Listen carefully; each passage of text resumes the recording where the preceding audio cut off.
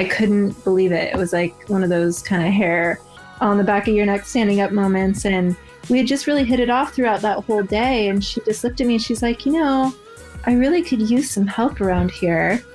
If your internship in Spain didn't work out, maybe you would want to stay here. And I was just like, what? That's Elizabeth McGarry, and this is the Powerful Ladies Podcast. Hey guys, I'm your host, Cara Duffy, and this is the Powerful Ladies Podcast, where I invite my favorite humans, the awesome, the up to something, and the extraordinary to come and share their story. These are people that inspire me and remind me that everything is possible. I hope that you will be left entertained, inspired, and moved to take action towards living your most powerful life. Elizabeth McGarry is the creative director for York Athletics. Her career has been built in the high fashion and sportswear world, where she's been a designer and creative for brands such as Veronique Branquillo, Janssen Sports, Nike, Reebok, New Balance, Supra, and many more. She was featured as a panelist on the first ever Her by Bodega, co-hosted by Nike this past December, a night of hearing the perspectives of women in streetwear. She launched her own creative agency, McGarry Sons, when she became pregnant with her second son, and it's been the go-to agency for reinventing your brand and taking it to the next level ever since. York Athletics has been a client of McGarry Sons since its inception. Elizabeth decided at the end of last year to at least temporarily close up shop at McGarry Sons and join her husband, who's the CEO of York, and work there full-time. The idea being that with the two of them 100% focusing on York, they can better balance life and being game changers in the footwear world. I have no doubts about that knowing the two of them. In this episode, she shares about her journey from suburban Oregon to high fashion in Europe to the queen of sportswear design. She also shares about her brave decision to become a mother in her early 20s, what it's like to close her first company to become a partner with her husband, the importance of raising two boys in a girl power world, and what it's like to now be a mentor in the industry she calls home. All that's coming up shortly. First, the Powerful Ladies Podcast is brought to you by Boldly Fine. Boldly Fine is a small but mighty design and development agency based in Los Angeles, specializing in website design, brand development, e-commerce, and bringing big ideas from awesome people to life. For a 20% Squarespace discount or a free design consultation, visit boldlyfine.com. Boldly Fine is who is the creative minds behind the Powerful Ladies website redesign, and I cannot be happier with choosing them to help us transform Powerful Ladies from the website that I designed on myself to the beautiful, awesome website that we have today. I cannot recommend them enough.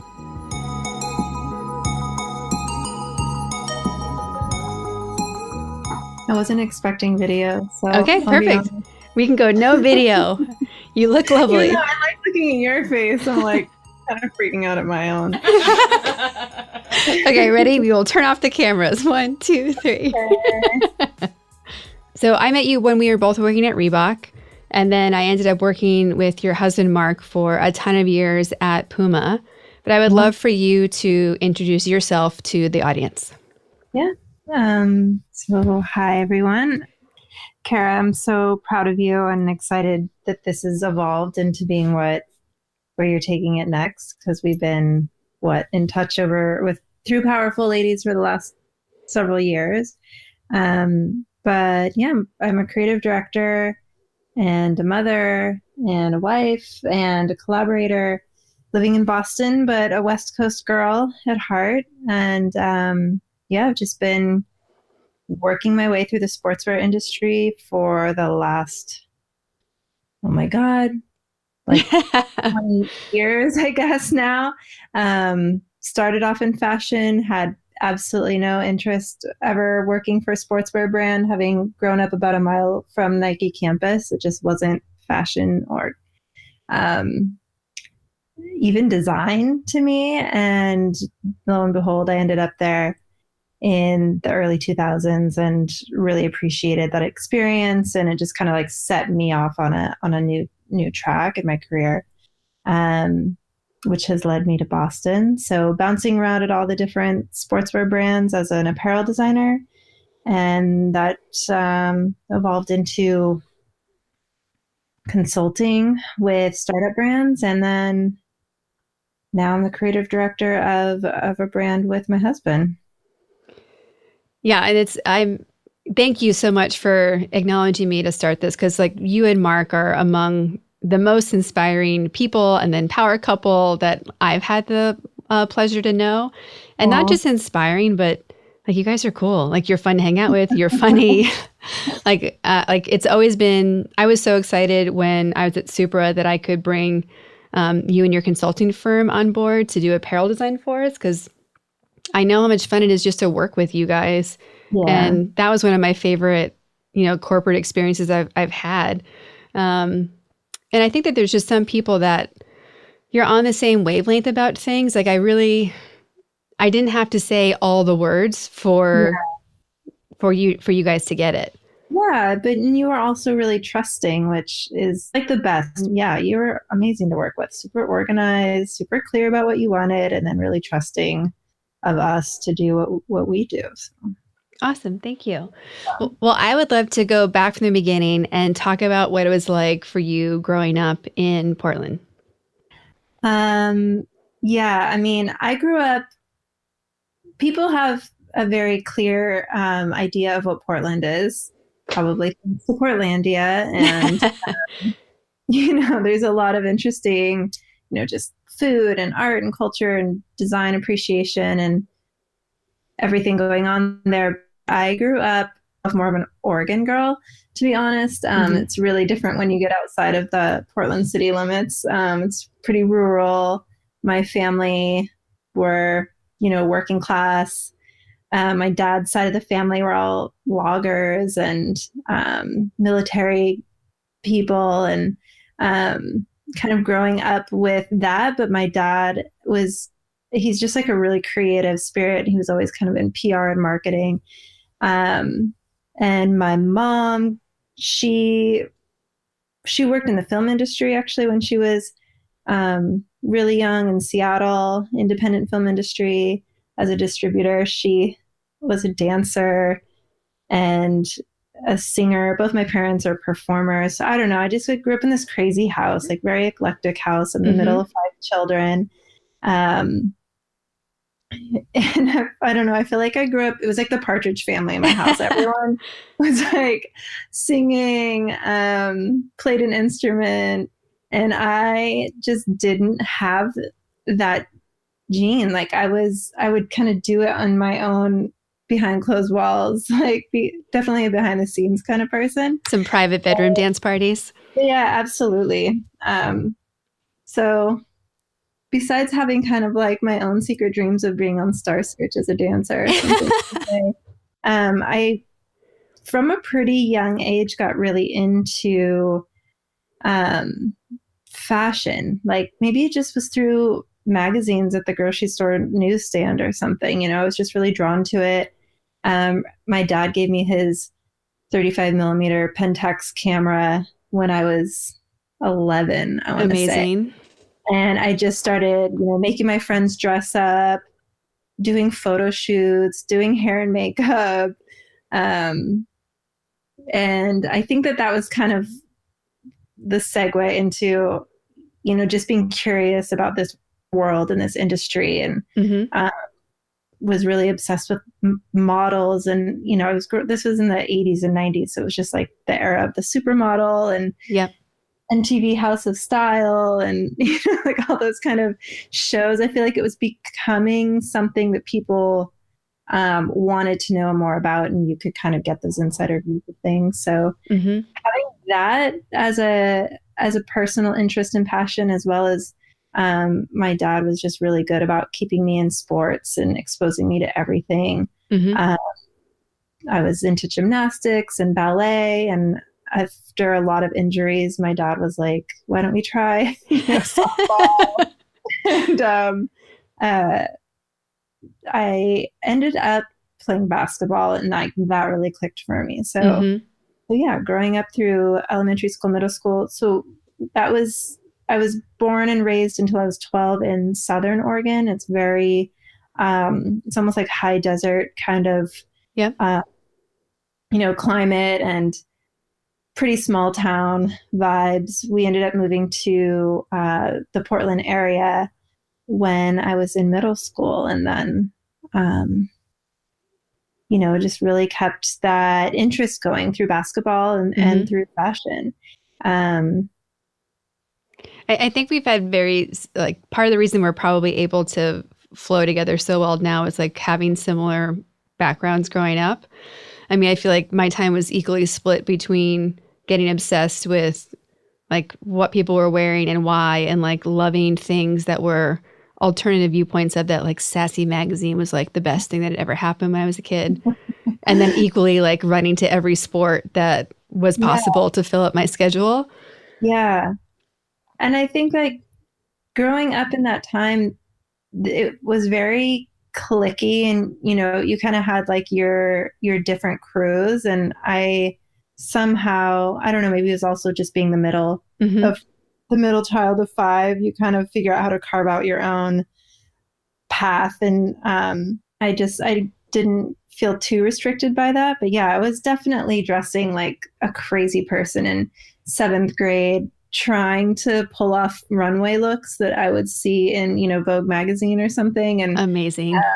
but like pulling my dad's, and I was just like a late bloomer. I was a really small, like scrawny kid. I was trying to pull off like menswear looks that I saw on, I don't know, the Armani runway or something, was like actually legitimate ads, oversized, collared shirts and palazzo pants, and people just thought I was nuts, but I loved it. I didn't care. I can 100% visualize you putting that outfit together. Mm. Borrowing from my brother's closets, and yeah. Oh yeah, I think there's something really magical too about the middle school years between finding your own identity for the first time and like mixing it all up. Like if I think about what I wore the first day of school on like sixth grade versus the last, like Right. night and day. Like my mother. Like so many people along the way, right? Oh yeah, and like just if it was like such a growth period of like the first day of school outfit my mother helped plan, and then like within like the next day I burned that outfit and never wore it again. It made it like 24 hours before I was like, what am I doing? So you grow up in Oregon. You're doing all this experimenting with fashion and your style. You're into sports. You went to finish high school in the same area too, outside of Portland. Yep. So we lived in a neighborhood a mile down the road from Nike's campus, and I think towards the end of high school is when I really started to learn more about the different jobs that you could have in the fashion industry. And actually up until my junior year, I either wanted to be a child psychologist, a photojournalist, or a fashion designer. And I remember my dad, I was not the greatest student, I'll say that. I was kind of like, if I was into the subject, I would get great grades. And if I didn't find the subject important to me, I would do terribly and almost failed. So it was like an A or F student. Mm-hmm. And I think my dad, knowing that about me, was like, maybe you shouldn't go into a career where you need to stay in school for a really long time. Actually, looking back at it, it could have been just like, I don't know if I can help you with tuition along with the 5 other children or 4 other children. But he at least yeah, spun it to be personal. it was really personal, but he really did say, both my parents were really encouraging about going into a career that I would enjoy and that it would feel like you're not going to work every day. Mm-hmm. And so they said, if you want to help children someday, you can always do that, but do the thing that's going to be fun and fulfilling. So I started looking into design schools. I went to, and again, I hated school so much. I just could not wait to get out of high school. And I think that I just assumed college would kind of be the same. Like if you don't find your way in high school, college is just going to be more of the same. So I looked at programs that I could just get in and out. The Art Institute in Seattle had an associate's degree in fashion design. So I was like, oh, amazing. 2 years. I can do that. And then I ended up doing it in a year and a half because I just started early in the summer, went through the next summer, and doubled up on classes and everything. I couldn't wait to get out of there, and start working. So I got super lucky, with just through some family friends. I had an opportunity to go work in Europe when I graduated from school. And I feel like that just set me off on like a whole new track. I think like there's so many, like how amazing for your parents to encourage you to really follow something that you were passionate about and that would make you happy.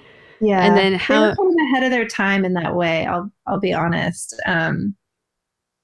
They're like that with all five of us kids, really just trusting, and gave us kind of the time and space. And they weren't the parents to really push like traditional career paths. Yeah. So, I mean, one of my younger brothers went to film school at USC, and another brother has taken his time, but, sort of found his groove in like political science, but he's a drummer, and he, fights firefight. He's a firefighter. Do you have all brothers? I have 3 brothers, and the oldest is my sister. Amazing. Yeah. Then, so when you finished school and you landed in Europe, where did you end up? So it was kind of a crazy story. We had some family friends in Spain who had invited me to come stay with them. They said, you can come live with us. They had a friend who ran a menswear company in Spain that did like suiting and things like that. And it was all designed and manufactured and everything, about an hour outside of Madrid where they lived. And so they hooked me up with this internship. They said, don't worry about it. You just get here. We'll take care of all the details.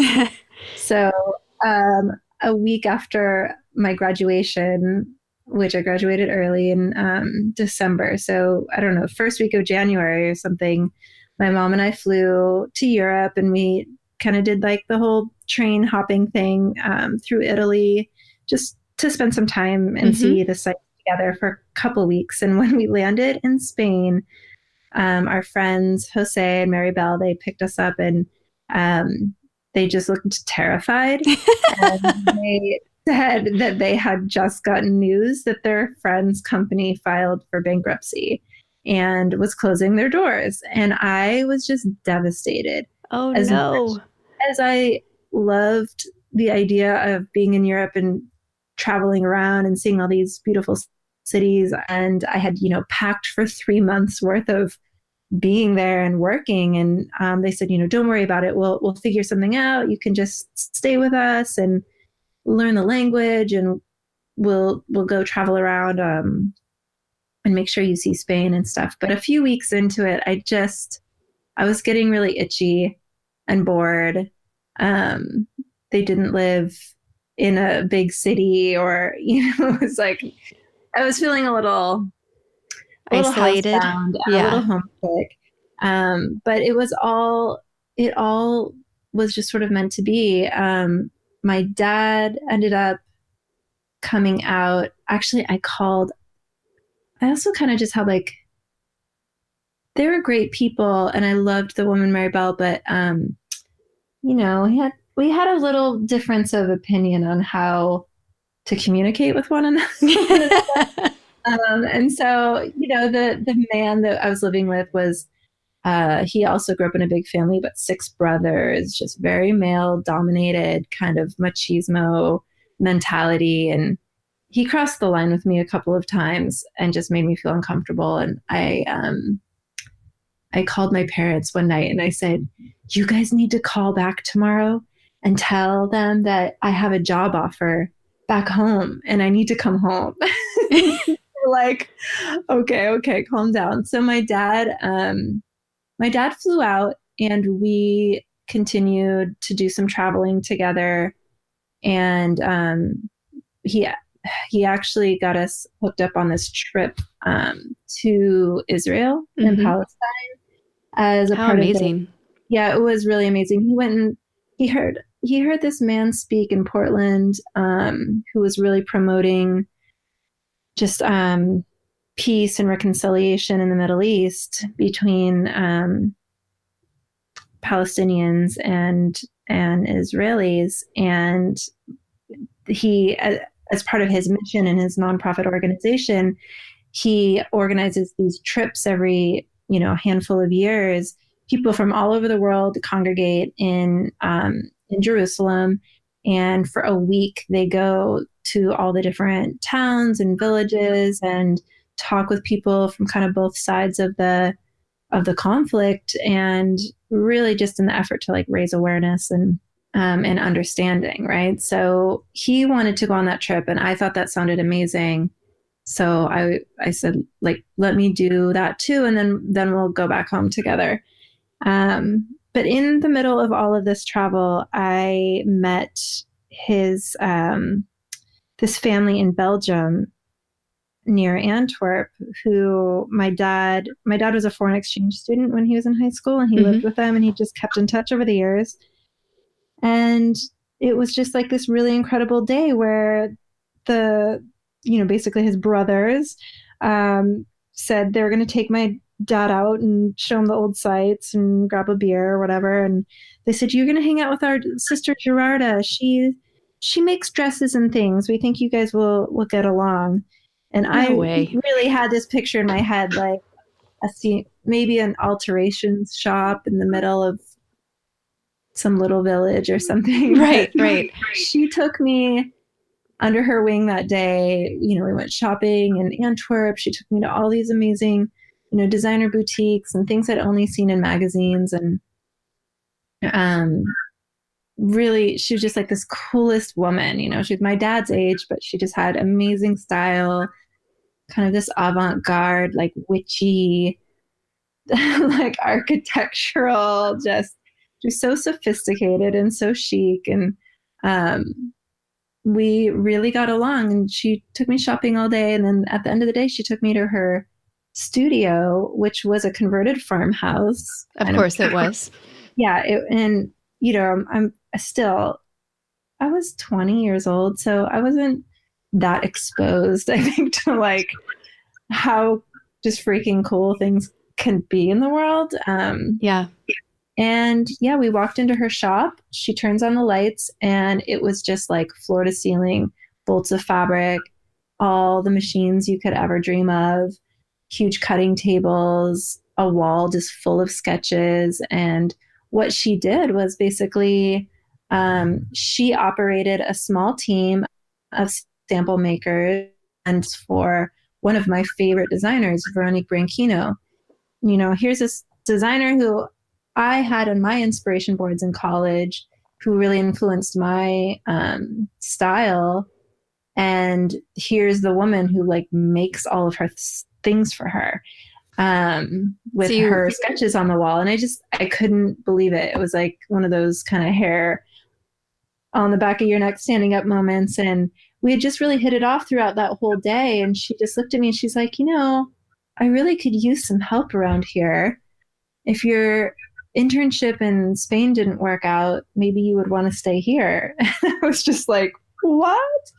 So I did. I ended up staying with her for 6 months. I lived with her. I went to work with her every day. I mean, this is amazing. This is the coolest story I've ever heard. I got to meet and work very closely with Veronique in her studio. And she took me to Paris Fashion Week, and I was there for castings with the models and fittings and dressing people backstage. It was just like crazy, awesome experience.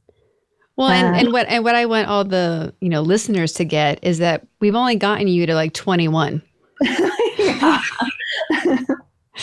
Yeah. I mean, it definitely changed, I think, the trajectory for me in a way. And just to put a timestamp on this, I actually was working in Veronique's studio a week, or maybe it was like a week or two, just right before Fashion Week was coming up, just mad scrambling, late nights and whatever. And she came into the cutting room that I was in, and she said, something very strange has just happened. You should come see on the news in my office. And it was 9/11, and a plane had flown into the World Trade Center, and no one knew what was going on yet. And it was just like this very, very strange, very surreal day. I kind of continued working that day, not really understanding. I don't think anyone really knew yet what was going on. But it was when I left at the end of the day and I was walking back to the train station that I stopped. A pub had their TVs on, and I just like caught the news on through the window, and I was just standing on the sidewalk watching, the buildings in flames and What was it? People jumping, and Oh, I was yeah. like, whoa, this is okay. This is like something else. And yeah, I went to the train and I had missed my train. So I had an hour to wait, and there was an internet cafe across the street, and I went in there and it was just packed. I kind of settled in and I checked my email, and I had an email from my parents saying, there's a travel warning out for Americans. Don't tell anyone that you're American. Just keep to yourself. And then there were these girls, these American girls were spread out. They were obviously traveling together in this really busy, kind of big open room of computers. And they were being really obnoxious American travelers and like yelling at each other from across the room, like, oh my God, our train's been canceled, or, our flight's been canceled. Like, what's going on? And I finally got one of their attention. I said, hey, so I don't know if you've seen the news yet, but there's something really serious. They think it's a terrorist attack. They're telling Americans to just kind of like keep a low profile if they're traveling abroad. And I got talking to them, and they went to school in Oregon as well. They're from Oregon, and we had friends in common, and it was just really bizarre. But it was good, I guess, just to connect and talk with someone. Because it was kind of like a long ride back to the house. And I think the woman, Gerarda, who I worked with, was asleep by the time I got home. I just hadn't really talked to anyone about what was going on, until the For next sure. day. And to be an American abroad when such a big cultural thing is happening, and especially from your perspective, like you're living this dream life that you didn't even think was probably possible, to have it be like this magical and all this kismet stuff happening. And then to have that be a note in that story, it must have been such a weird mix of feelings and emotions, and like I don't know, did you feel disconnected from the US at that time? Like how did it land for you being abroad in that time and place? It was very surreal. And I think because I'd had such a intense few months leading up to that, like having been in Israel and Palestine just months before that, I also had a very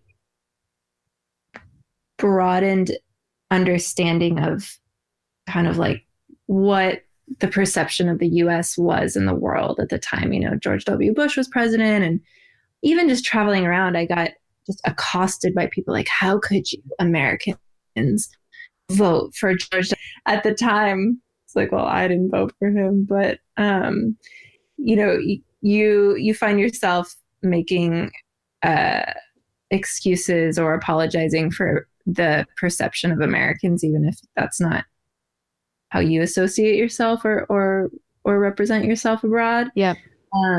But yeah, I think having had that experience, and then just sort of seeing like, okay, well, there are other places in the world that the US has a very heavy hand in their daily conflict. And this is the first time that we're experiencing it on our soil. I just felt like I had a fairly neutral view in a weird way about it. And I think just being surrounded also by the political, they're very politically aware, but it's like Belgium and the Netherlands and Holland, they were like this very kind of neutral political territory. Mm-hmm. So I think that it kept my hysteria level a little bit down, but I definitely was, it changed, even just our industry was changing a lot because of that. I mean, there were designers who wrapped their entire collections who didn't show at all, who changed everything in basically the 11th hour because it, all of a sudden it felt inappropriate to be kind of celebratory or positive. Like the mood just turned very somber very quickly. So interestingly, I was working with the Belgian designers and their style is a little bit on the somber kind of serious side anyway, but I was also working with a Brazilian designer at the time who was kind of part of this group that I was working for. And his collection was very Brazilian, just like beautiful, bright colors and embroidery and chiffon. And it was interesting because the day before his show in Paris, I was like working, on alterations and stuff from fittings, and Isabella Blow had come through. She was obviously alive at the time, and she was an editor, and she was making the rounds at all the showrooms, and she came in like this whirlwind for, I don't know, 8 minutes or something. She came in, looked at everything and she was wearing her crazy hat and like totally dressed to the nines, and she loved the collection, and she said, "This is what the world needs right now, positivity and a little romance." And she was really kind of congratulatory of his collection, but really when it showed, it was just like completely inappropriate in the world. And that might have been his last show. I mean, it really changed things. Yeah. I mean, I even remember I was a junior in college when that happened. And, thinking I was really impacted by the fact that a bunch of the people on the plane from Boston were buyers for TJX. Oh, wow. That were going to LA to see a bunch of accounts and to see a bunch of brands. And I remember thinking like, oh man, like, I think, having similar dreams as you of like, it'd be so magical to travel the world and work abroad and, spend your days like making and shopping for clothes and being in that whole world. And I remember having a moment of, is it too scary to do those things now? Where I like prior to that, I wouldn't have thought about it. But then I was like, oh man. And honestly, like that fear of like how much travel we have to do in this industry, like it stuck with me for, the whole time. Like, I mean, it's still with me, but it was when I was at Puma and traveling every week to a different country for a phase, it was really present of like, I am on an airplane so much.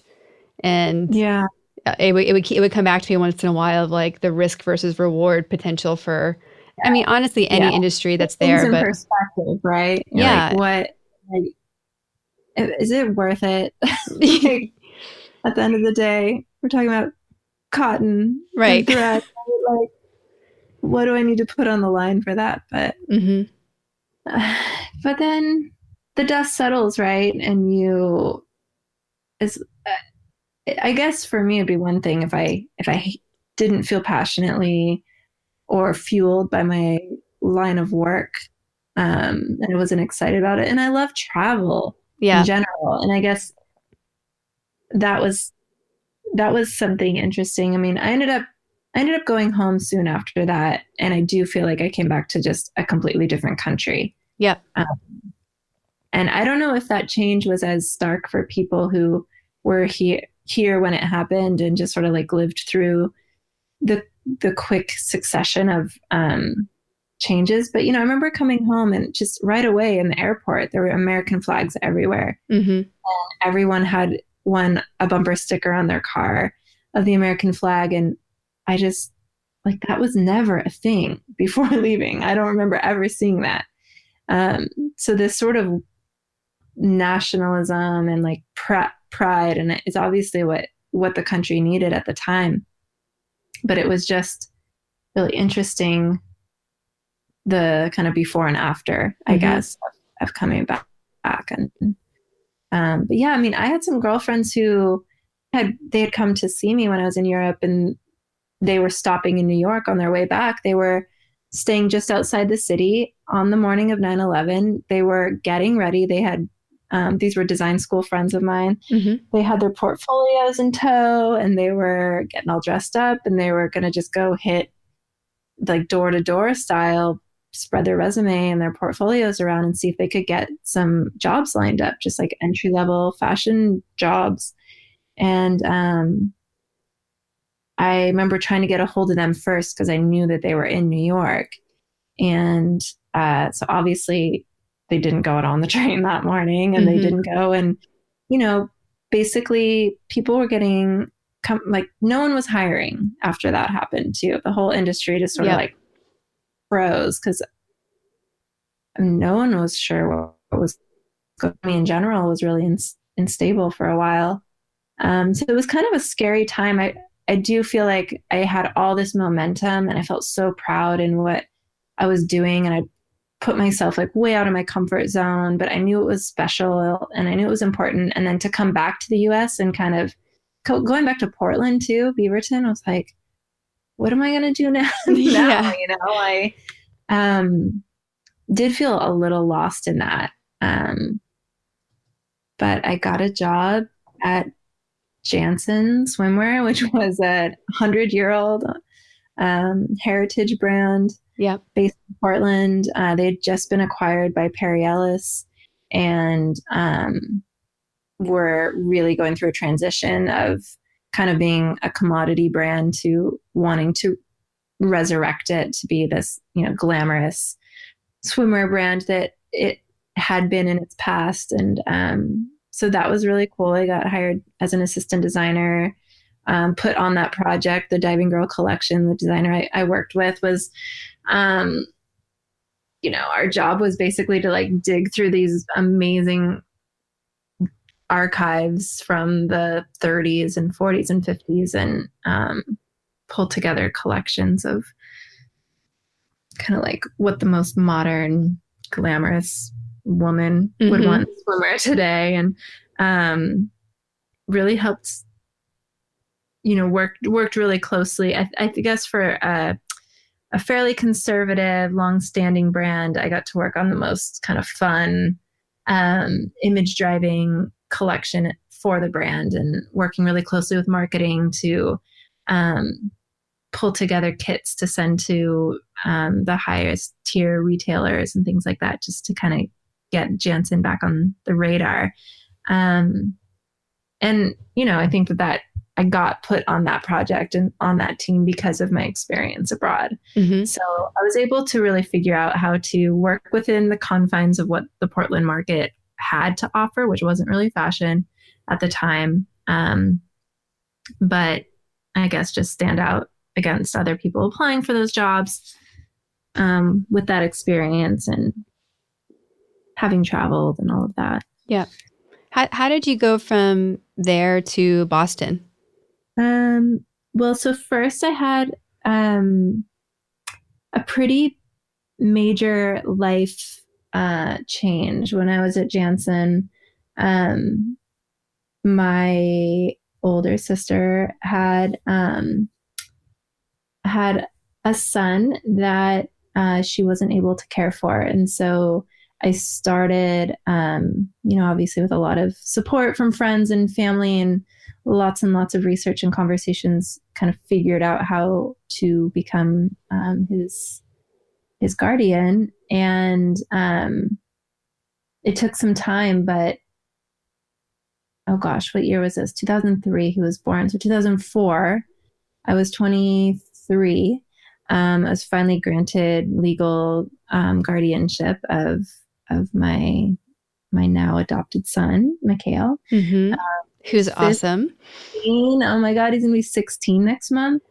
But in that process, I was like, okay, I'm making $18,000 a year. I work until 10 p.m. every night. Like, there's no growth Right. opportunity at this company. It was, the way it was set up was like lead designers that were very senior and had been there forever. And then they had assistants, and there was just no like stepping stones, to get to climb that ladder. So I kind of knew that wasn't going to work. It was very strange. For the first time, I was like looking at the classifieds for just jobs, like just any job that would pay me more money. And I was realizing really quickly that I was going to just be like, I could have been a miserable person. And like that wasn't going to work. And so I heard that Nike was posting a new position for a designer, and I didn't think I wanted that job until I kind of started going for it. So really, it was more out of necessity. I knew I needed a better job with better pay and better benefits, and I had someone else to take care of more than just myself. And so applying for it was a task. I did like the automatic online process, got the auto rejection within seconds, like, thank you, but thank you. And I was like, what did I answer wrong? Like I must have hit something. And someone told me, you have to lie. You just have to say, like there's a bachelor's degree requirement actually. And so I honestly answered no. And they get thousands and thousands of applications for every design job that gets posted apparently. So they need to weed them out somehow, right? So I went back in and I reapplied and I said yes. I'm like, I can explain that one later in person. I'm not trying to like be a liar. I just and then I didn't hear anything, and I ended up just getting my resume into every person who I knew who knew someone at Nike. And I said, please, can you get this to the hiring director? And it wasn't until I think she told me later, my resume showed up on her desk 3 or 4 times. And she finally called the recruiter and said, all right, I don't know who this girl is, but can you just get her in here for an interview? And the recruiter was the scariest woman, but I'm now, I've kept in touch with her all these years, but at the time, being 23, she just terrified me. She was from New York, and she just had that very like fast, down and dirty, like tell it how it is, demeanor and mentality. And she just ripped me a new one when I sent her my portfolio without my resume inside. And, but really she's just grooming me for what was going to be a very challenging interview process. But the interview went amazingly. I just really hit it off with the director and the other designer and the cross-functional team. Like overnight, doubled my salary and had really great benefits, and kind of got dropped into the deep end. But on a really amazing team, was super supported. It was all women. My director was a woman. Her boss was a woman. The VP of apparel was a woman. My senior designer was a woman. I was like surrounded by these really strong, supportive, ambitious, but not catty women. And I felt really safe and protected there. And I felt like I got my master's in business by working with all these really talented people. How amazing. Yeah. And so that was around the same time that I met Mark McGarry.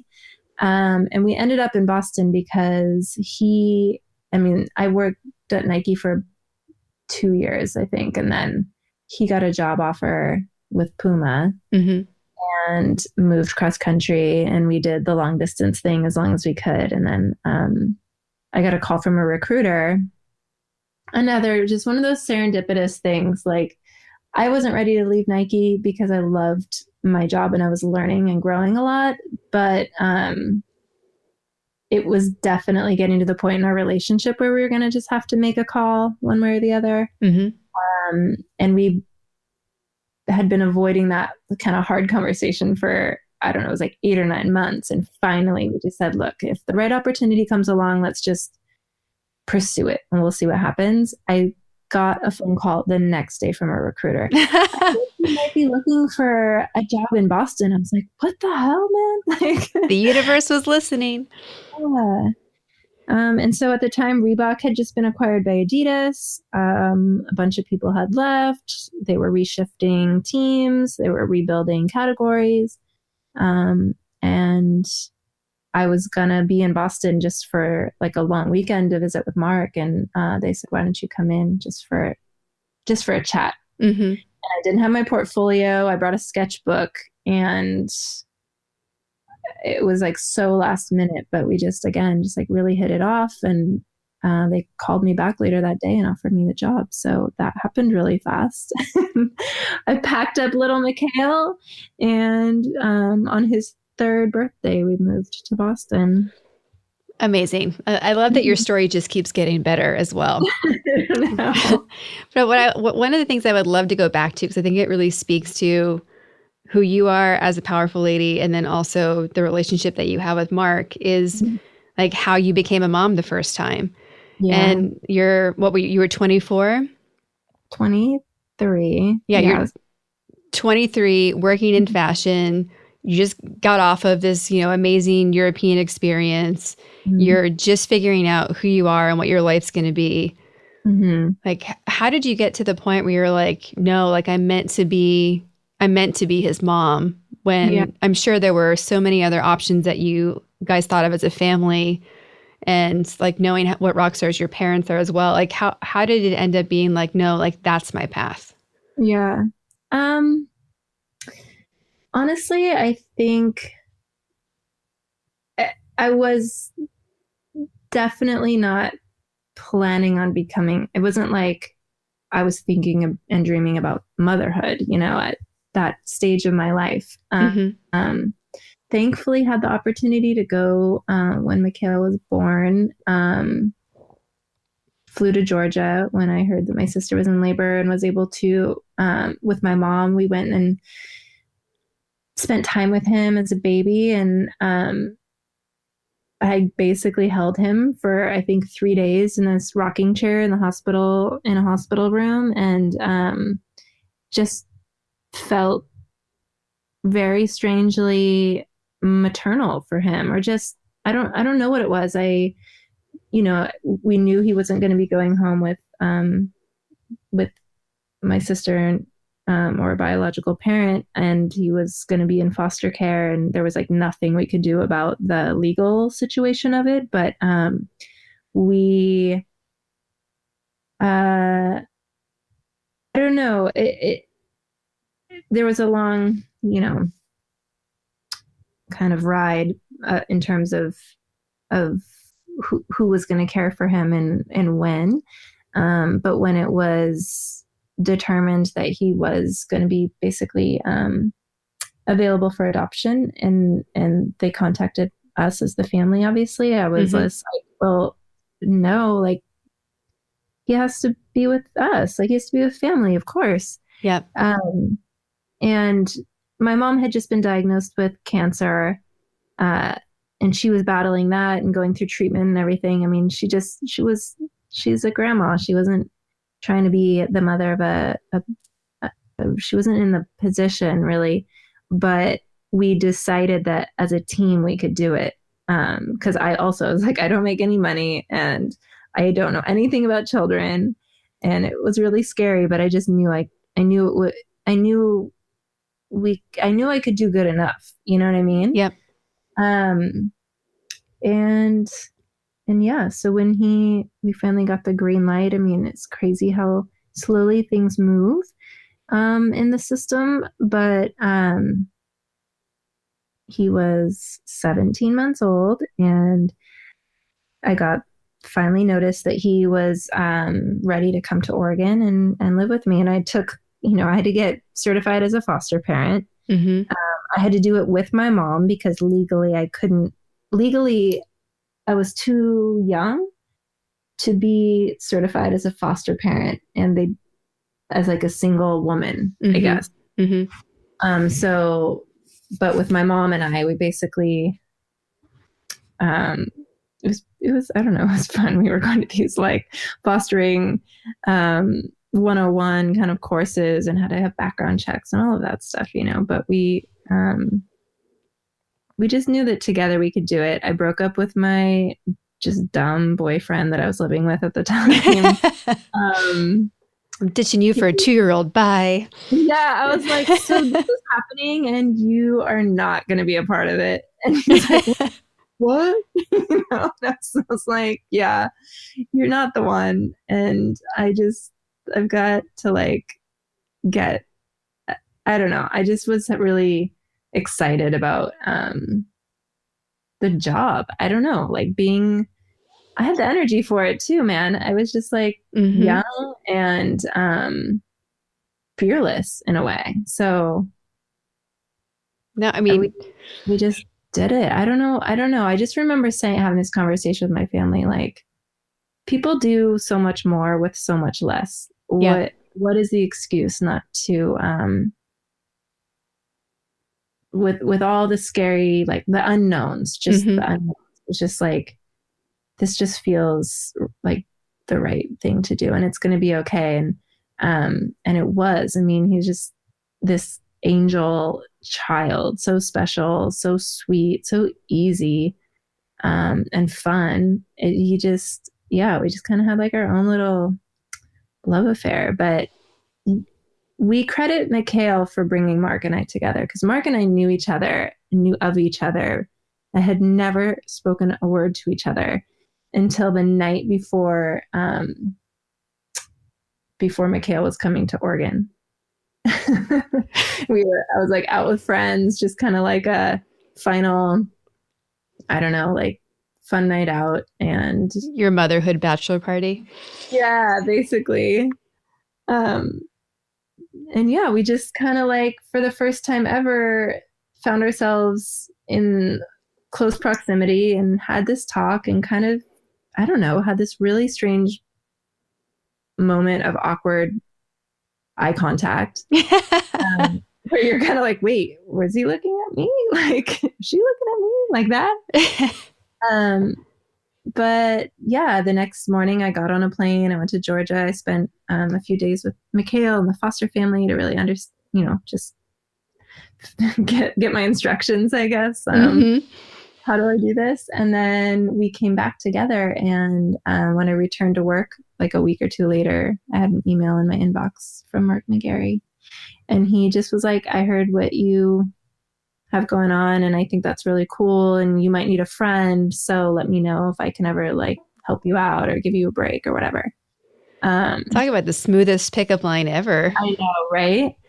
And I was just so over it. Like I just pictured myself being, I don't know, I just had this vision. I was going to be like super mom, single mom in it, like no compromises, going to raise this like little Renaissance man. But yeah, Mark kind of started courting me bizarrely, like what 26-year-old dude wants to be a part of that. But what I learned really quickly about Mark is that he really values family, and I don't know, it's sweet. He said that he's like, I told someone either she's a saint or she's a psycho, but we'll find out. Like, there's something really wrong with her, or she's just awesome or whatever. That's amazing. Not tooting my own horn at all, but he kind of had that awareness. Like, well, what I think too, to give you credit for, being brave to do that, but just what you've done with Mikhail, like before I'd ever met him, I heard all these stories from the guys at Puma of like their moment with Mikhail. Like when they would go out for dinner and they'd be like, no, he's the smartest human I've ever met. Like he's way smarter than we are. And like they all at their desk would have little things that he had made for them. Like I remember our friend CT telling the story about going over to dinner and Mikhail presenting everybody with these rocks, and that each one had a meaning behind it. And it was like perfect for that person. And they're like, we don't know what he is, but he knows things that we don't know. Yes. He's like that since he was born, he just has this like really cool energy, just like he's got that wisdom. Mm-hmm. And he's very intuitive. And when he was little, he was just so thoughtful and deep, He occurred to me as a like old man hippie that was reborn into a child based on how people had described him. Like I've seen things. Right. Like he's been to Woodstock. He just doesn't remember right now. Yes. Yeah. And he still is. He's just like, he's almost as tall as Mark now. Like they wear the same clothes. That's crazy. He's got this big, deep, booming voice. And, he'll still like blow a kiss into the phone every time we talk on the phone, even if he's mad at me. He goes, bye. That's amazing. Good job, Mom. I know. And I'm like, I love that you still do that because I was just being so mean to you. I'm like, being so strict or whatever, And, but yeah, he's a cool kid. Well, and I think a great segue is that you are now a mom of two. Mm-hmm. And you, while being a mother of two, you made the decision to leave a corporate job that had great daycare and great benefits to go and start your own consulting, creative firm. Yeah. How did you and Mark get to a place where that made any sense with how busy you guys were, both working for huge international, sportswear companies, with two kids, with a mortgage, like you name it, and you guys were dealing with it. So what was that conversation like? And was there a lot of alcohol involved to be like, yes, let's do this? I think it was a little bit happening in baby steps, which helped. But then there were some catalysts, of course, along the way that just sometimes you just have to like leap, right? And you figure out how to fly while you're falling. I was at Reebok and we knew we wanted to, actually Mikhail was genuinely putting the pressure on for me to have a baby. I really wanted to have a sister, but a sibling. And it's kind of like, all right, it's never feels like the right time because everything's always crazy and busy and you could always be making more money or you could always have more in your savings account or whatever. But, it felt like the right time for us. And I was really struggling at Reebok with the lack of my work-life balance. Mark and I were both tasked with traveling a lot for work. We had really great support with, in terms of like backup nanny and babysitter type thing for Mikhail. But it really felt like we were just two ships passing in the night sometimes and just like passing the baton off. But single parenting for like week or 2-week stretches, back and forth. And it was sort of taking its toll. So I knew that if I was going to have, if we were going to grow our family, then I needed a different work environment. I started interviewing and got a job. This is another one of those things that happened. A recruiter called me.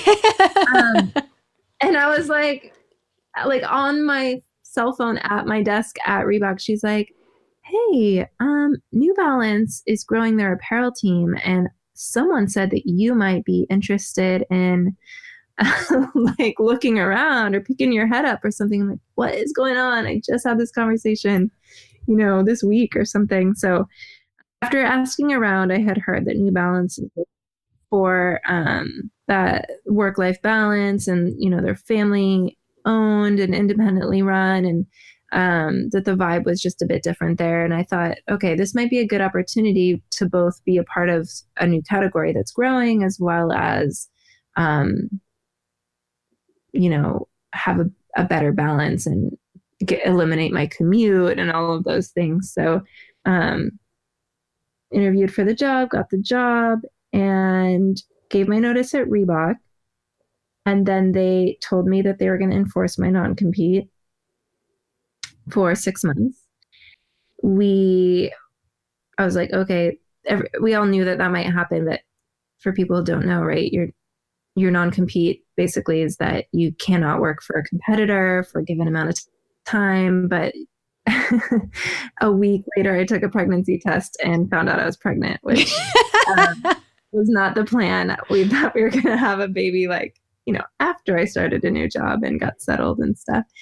And I'm like, okay, this is getting interesting. So that 6-month period of me being out and my belly just growing and my whole lifestyle completely changing, like Mark was working and the capacity he was working, but for the first time ever, I was available more with Mikhail. Like I was taking him to school every day and picking him up from school. He wasn't in an after school program.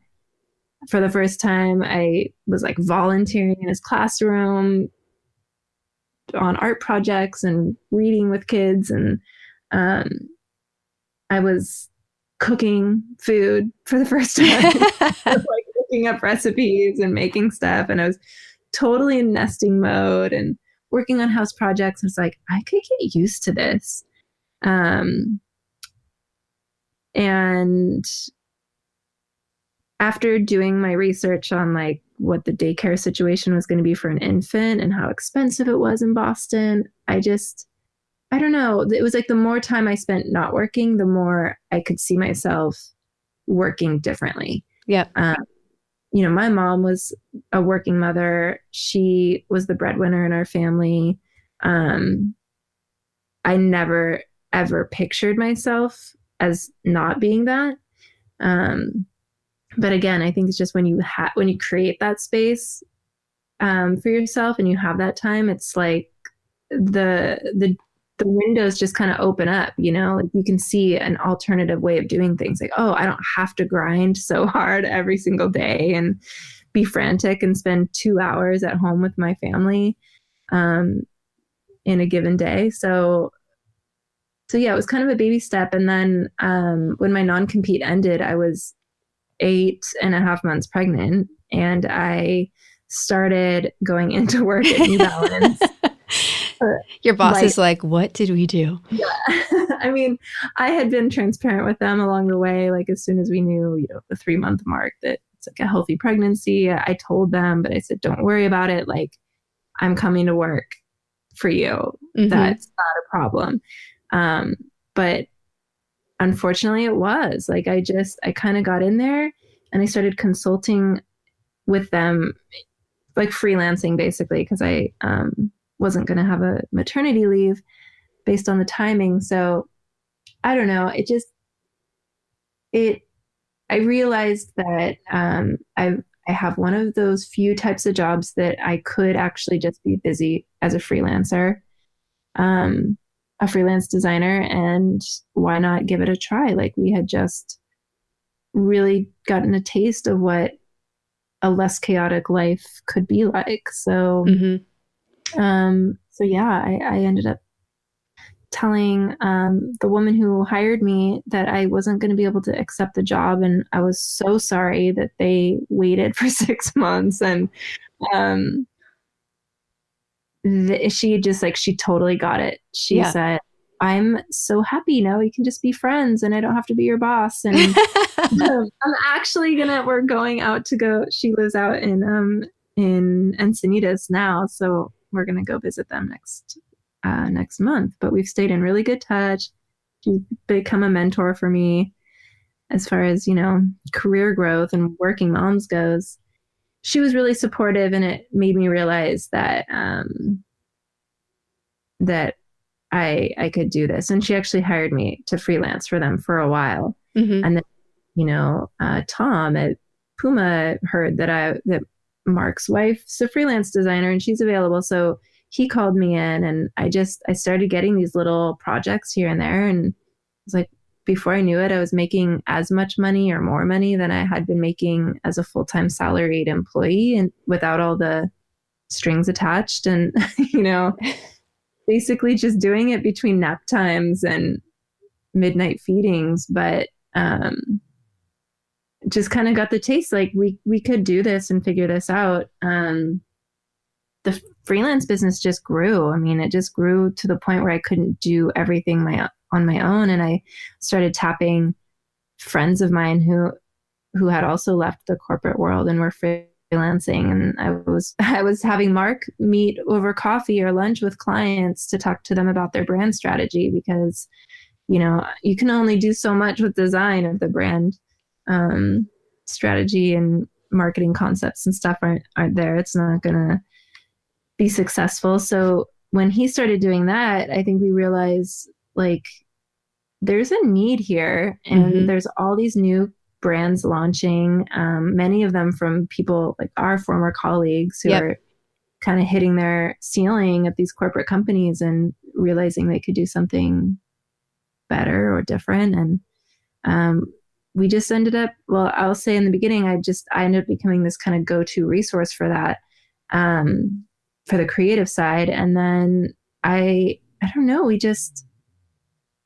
Mark had been at Puma for 8 years and was kind of getting a little itchy there as well. And I think for him to stay there and keep growing in his career, we were going to have to relocate to another country like Germany or the UK. And we didn't want to bounce around anymore. We really wanted to get rooted. So it was scary, but we did it. We just knew, but I had built up a business that could have sustained us, living very humbly, but could have sustained us. So it was a little less scary. And you'd always been really smart about saving and, having that little nest egg for that cushion, I should say. Yeah.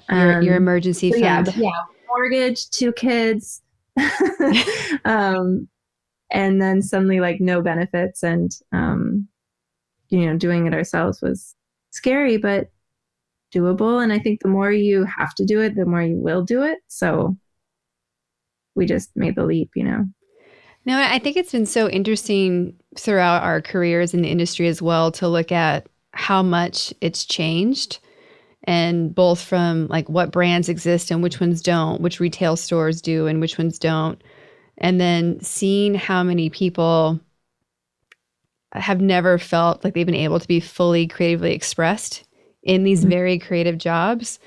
So to me, it's been fascinating seeing our peers and colleagues start companies, whether they were in the industry or not. And like, I really thankful to the strong corporate places we came from, like feeling empowered that we knew enough of how to run a business that we could do it.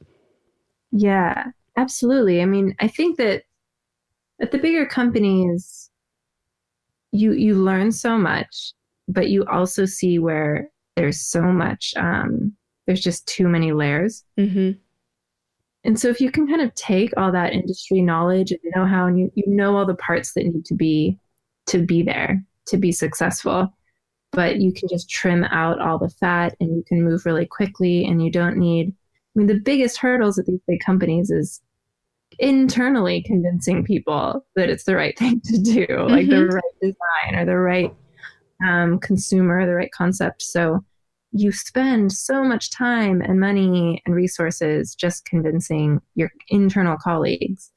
And I think that at the end of the day, it's like most of those conversations don't matter that much. Like you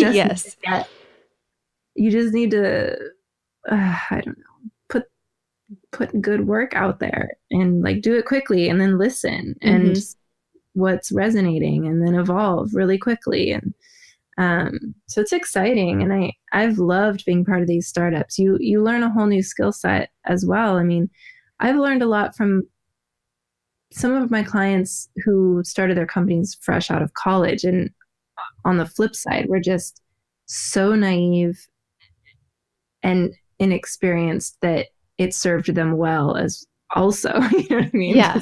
They didn't know what they didn't know. And sometimes the people coming from the larger brands with, 20, 30 years of experience, they're too cautious. And funny enough, they'll slip into their corporate ways just with no reason other than that's what they know. I mean, I feel like I'm caught right in the middle of those two places myself right now, because having like my MBA is in entrepreneurship, and I've done things before I was ever in the corporate world, but having gone through it and to a point of like leading groups through it, Like every day I'm like, oh, I wish I didn't know that. Okay, we're going to pretend we don't know that right now and just do the lemonade stand version. It'll be fine. Right, right. Mm-hmm. Because it usually is fine, and I think that the most important thing and the coolest thing is working with these smaller brands and also just this direct to consumer kind of channel. Just having the direct dialogue with your customers, the people buying your product, the people liking your Instagram posts or your advertising. Mm-hmm. You get to actually speak to them very directly if you want to, and learn from that. And it's really cool. Well, I think it's so cool for them as well because they actually become part of the company in a way. Mm-hmm. Yeah, and if you have that line of communication and it's honest and it's pure, then people will forgive your shortcomings when it comes to like how the box that you shipped your product in. I mean, they're just they feel part of the growth and part of the story. So it's cool. Amazing. So currently you're in the process of putting McGarry and Sons, the design firm that you have, on pause because you're going to be joining Mark full-time at York. And it's maybe happened as of January 1st. Yeah. Amazing. So let's tell the audience about York and what it's going to look like with you guys now working together. Yeah. So York Athletics Manufacturing is a footwear brand that we started with our co-founders, the York brothers, 3 years ago. And we make a very versatile performance sneaker that works amazingly in the gym and as well as just looking great on the street. And, we talk a lot about being a brand that we sell shoes, but we really are inspired by just putting out great content that's going to connect people, inspire people, really embracing the importance of mental and physical well-being in the world. And, we know shoes, so we can make a great sneaker that kind of is a vehicle to promote that message. So that's what we're doing. And yeah, I mean, we worked with the York brothers as a consulting group 3-4 years ago and launched the brand. And then they asked Mark to join them as a co-founder and the CEO.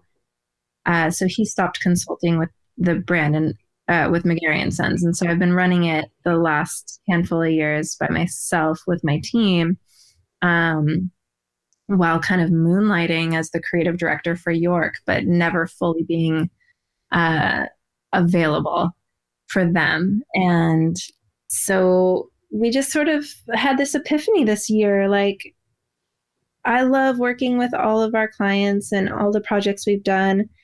But at the end of the day, I'm so passionate about York and the potential for York.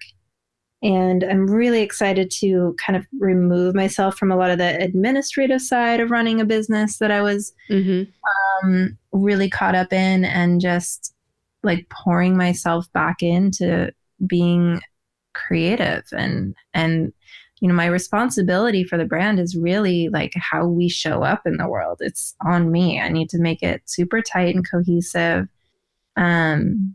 really clear what our message is. And, every touch point that we have, people should totally get it. Like, these guys make a great sneaker and they're here for my mental and physical well-being. Like, cool.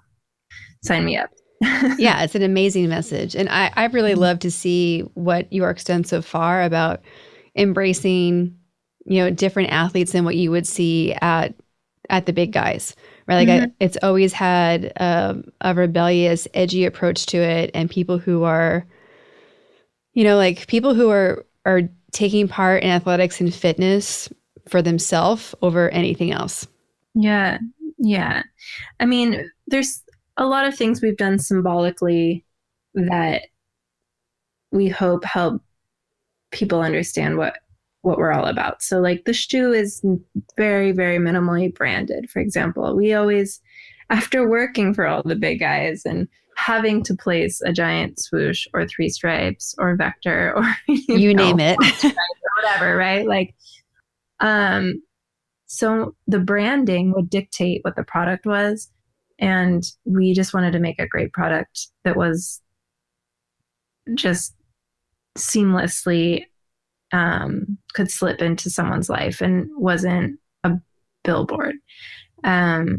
So product ethos wise, it's always been about minimalism and functionality and continually perfecting the details. We really just have one model that we continually evolve. Every time it goes into production, I literally look at it with our sourcing team, like, what else can we take away? What else can we strip down? How else can we make this? Like what doesn't need to be there, and kind of always evolving that, which is a fun challenge. And then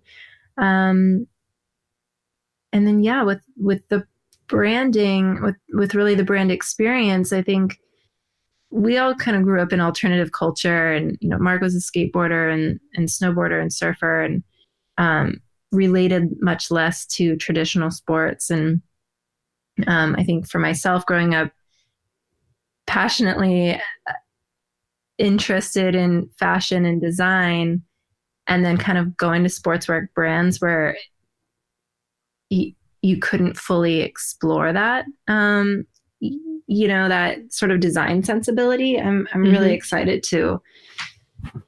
The brand is a little bit more for people on the fringe. We kind of talk about like creating a community of lone wolves in a way. Yep. People who've really just confidently carved out a path for themselves, and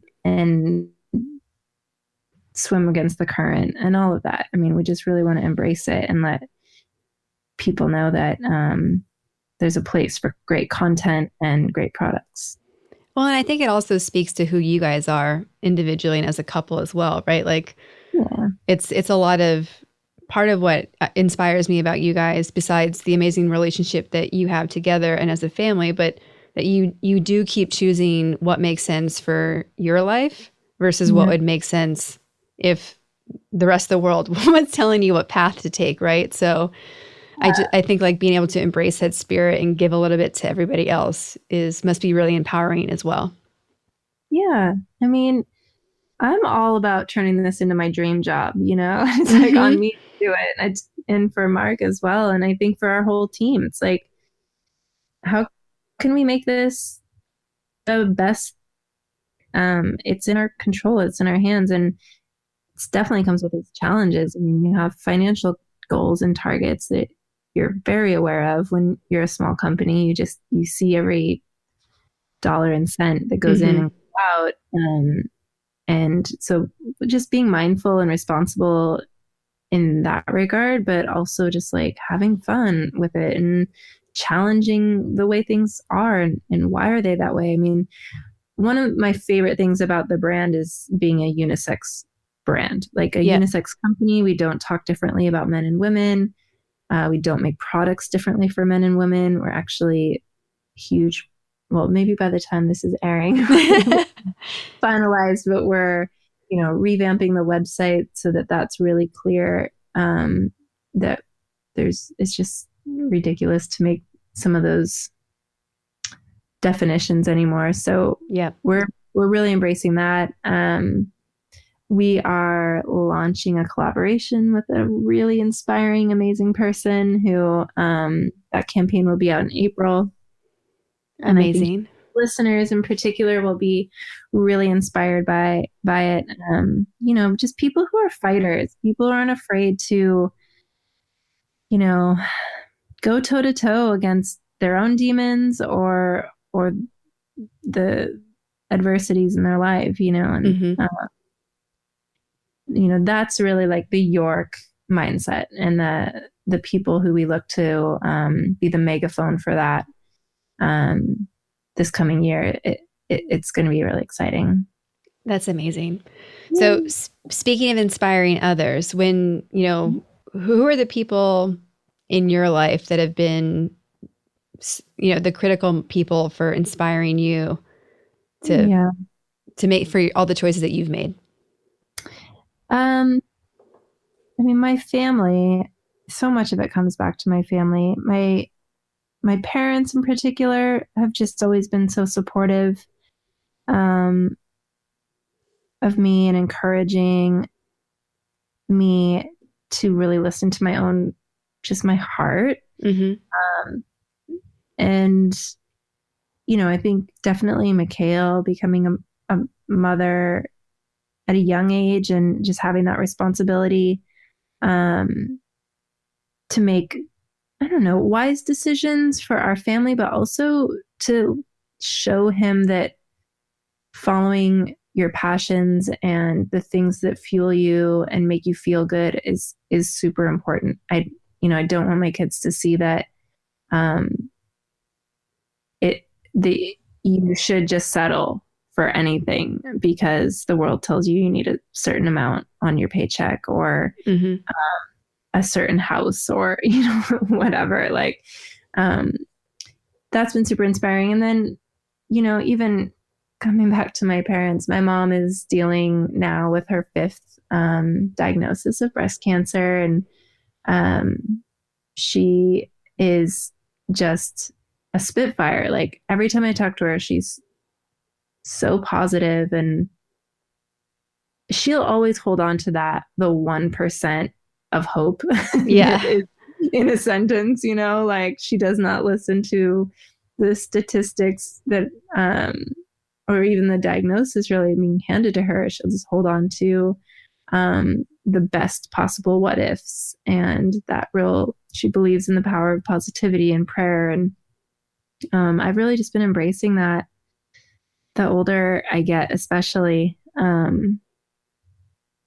Yeah. And then, I mean, I've just been so fortunate. I think this past year, one of the coolest things I had the opportunity to do, I was invited to be on a panel that Bodega put on. And Bodega, for people who don't know, is the sneaker boutique in Boston. That's like one of the top places in the whole world to find styles, find sneakers. Like it's always the top of the sneaker culture world. Right. I mean, they've done such a good job creating their own little thing, and so unassuming being from Boston, but they've actually just opened up a huge store in downtown LA that's doing really well as well. But they put on this event called Her by Bodega, and really it was the brainchild of two young women who work for the company, and just felt like there are some really amazing kick-ass women that don't really get the platform because it is a very male dominated kind of industry in terms of owners of the brands, the top people in marketing, and all of that. And I think there are a lot of equally inspiring and accomplished women that they wanted to really start to put the spotlight on. So they did this panel talk. It was in the store one night, just completely packed, standing room only, men and women, all ages, all backgrounds. It was just like the most beautiful room in Boston that I've ever been in terms of the people. And we got to share our stories. There was a lot of Q&A with the audience, and coming out of that, these and Sarah, they brought together this like really cool group of women, and we get dinner together now, and we get drinks, and we're all in this group text and sending each other just awesome positive messages throughout the day. And it just reminded me to like pick my head up. I love my family, I love my work, but I need to be in the community more. One of them asked me to be her mentor, and I just was like, okay, I'm there. I'm at that stage in my life now. Like, that's an amazing thing. My old director from Nike, Karen Francisco, she's one of the most inspiring women that I've ever worked for. She was the best boss I ever had. And, she's still a mentor of mine. She's a person that I call every couple of years when I'm at some kind of crossroads or trajectory with my career. Like, what do am I making the right decision? So I think I'm excited to make myself available for that next phase as well, and inspire people to carve out their path, and make bold moves and those leaps of faith. Yeah. No, I mean, that's 100% why I'm taking this path with the Powerful Ladies as well, because I think just like the group you met through Bodega, there's something so powerful in having a group that is really just there for like being your best. And there is so much power in moving from the participant to the coach phase of life. Mm-hmm. And it's such an honor, right, for you to be asked to be on the panel and then to be asked to be a mentor and then realize like how much you have to give. Like you're still so young and you've done so much with your life across like many of the different areas that people have goals in their life. And like, I'm so excited for you and Mark to be a team again on this project and putting all your energy together in one place, because already what's happening at York is amazing. And I know like all of our other friends that have been helping you guys do it that are just also rock stars. And to me, it's just such a magical place for you guys to be as individuals and as a family going forward. Yeah, that's cool. I can't wait to see what Powerful Ladies turns into, because it's already had, and with your, I don't even know where you find the time. Like how crazy busy and like gnarly your jobs have been, and you're like, I'm gonna start this thing. Like, well, okay, if Kara has time to do this, like I have zero excuses. So but even just like the incentive to host those days of giving once a year, and we would just pull together groups of women at the studio and have really great conversations around career and just family and balance and all those things. And then, everyone contributing towards the same cause. It's like such a good excuse to get people together, but I'm excited to see this grow and reach beyond, your immediate network. Thank you. One of the things that Jordan and I were talking about is how, like what you've always inspired me about is like also being like just really strong in your positioning about like speaking up for what's right. I know that you and a group of women had gone to the Boston March in 2016 for the Women's March. The new one's coming up. So I'm curious if you're going to anything on the 19th, and then additionally, as a Powerful Ladies raising two sons, like how do you raise them differently, or how do you include them in this stuff to, kind of pay it forward to that next generation as well? Yeah. I mean, God, I feel such a huge responsibility raising boys right now. And I have to say, I feel like they're just miles ahead of this generation. I don't worry about. I'll be honest. They're like so aware.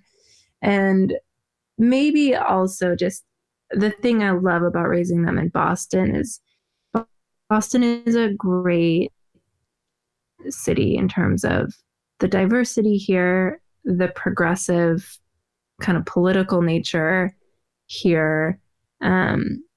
They're definitely surrounded by people with a really broad, I think, understanding of the world, and even just like their friends at school are just from all over the place, like all over the world, speak so many different languages.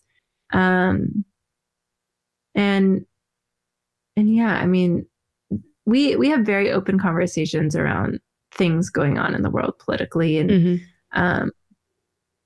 I think Mikhail was the first person I saw on the day after the elections, and I'd gone to bed that night not knowing who was going to be president, and then woke up in the morning and was just devastated. And Mikhail walked 30 in the morning for school or whatever. And he came in and he's like, "Did she win?" And I just lost it. I like was shaking my head no and gave him this huge hug, and I was just sobbing. And he's like, "Mom, it's gonna be okay." Like they're so positive. And like it's only for 4 years. And um, yeah, so I I do need to look into what's going on the 19th in Boston. Um, and we did the March for Our Lives together as a family as well, last year, and that was really impactful and so relative to the boys. I mean, they just really understood it. And so, yeah, I mean, I definitely want to keep doing things like that with them as a family. I think it's really important. And I think as a team at work, um, even just being a brand, having a brand that has the ability to stand by certain things and, make sure that we're always spreading the message ultimately of inclusivity and acceptance and love, and not being controversial for the sake of being controversial by any means, but Yep. being willing to stand up for what's right. Awesome. It's an exciting platform, but yeah. Yeah, for sure. The kind of closing questions we kind of have here are, hopefully simple, but it's also to give people who are listening some places to go and tips. So the first one is, if you have a favorite quote that kind of drives how you approach life. And you're welcome to get back to me too if you need to circle back. To get back to you on that one. Like, for the fear of sounding really cliched, I'm like such a believer of the golden rule, and preach that to the boys all the time, and just with work and everything. I mean, I believe in karma, and what goes around comes around. So put your best foot forward and treating people with empathy and love and respect on just a really basic human level is so crucial. Probably find like a more beautiful quote, but whatever you find, we can put under your picture on the website. Yeah, it'll be like a yearbook. And then, are there podcasts? Are there blogs? Are there books that you're reading now that like people just have to start listening to because it's providing so much for you?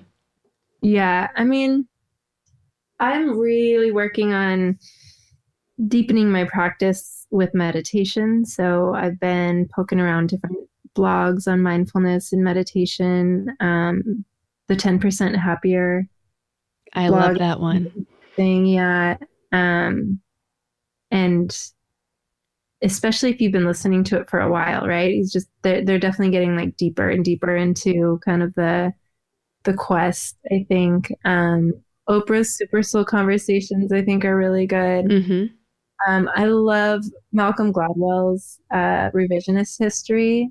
Yeah. And then his new one with Rick Rubin, the Broken Records, are just kind of fun and interesting. I've always been a big fan of This American Life. And I love, oh yeah, and then like guilty pleasures, of course. There's like Serial and Dirty John. Like, not good for your brain, but good escapes, I guess. I think they are good for your brain. Yeah. People talk who've been through harder stuff than I have is really inspiring and like really motivating, and just a good context kind of gut check, right? Yeah. Perspective builder. No, for sure. For sure.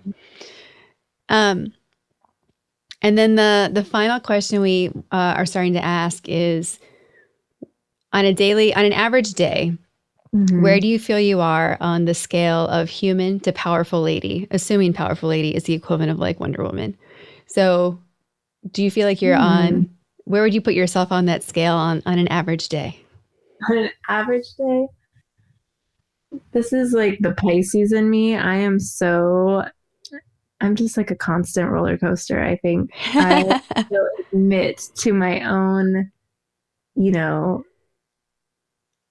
insecurities. And so I have days where I feel really high. I do feel like Wonder Woman. Like today I rocked it. I woke up, I did some breathing for 10 minutes. I made it to a yoga class. I actually exercised, like days when you feel like you've put in a day before your work day starts is amazing. And then I've got all this patience and my temperament is cool. And, I'm like, make it home for dinner and I cook and I just like rocked it at a photo shoot at work or whatever, like definitely have my days where I feel I'm doing pretty good. And then I definitely have my days where I feel really insecure and like I'm not good at my job and I'm a terrible mother and what have I done for my husband lately? But that's the beauty in it, right? I think you need the lows to feel the highs and vice versa. So I don't know. I would say I'm just scratching the surface in general on being a super powerful lady. But I'm working on it. You're doing great. You're doing great. So then, of course. Thank you so much for being on the podcast today. This has been, this is an example of like when you dream about something and what it can go like, and then it like blows you blow yourself out of the water, and like all I'm doing here is just listening. And so thank you so much for making this way better, bigger, more awesome than I could have expected. And thank you for inviting me, and just it's good to talk about stuff that you haven't talked about in a while too, Awesome. Well, thank you, Kara. It's an honor for me. Awesome. Well, thank you so much. Please give the boys all hugs, and I will. There'll be plenty of follow-up for all of this and what's coming next.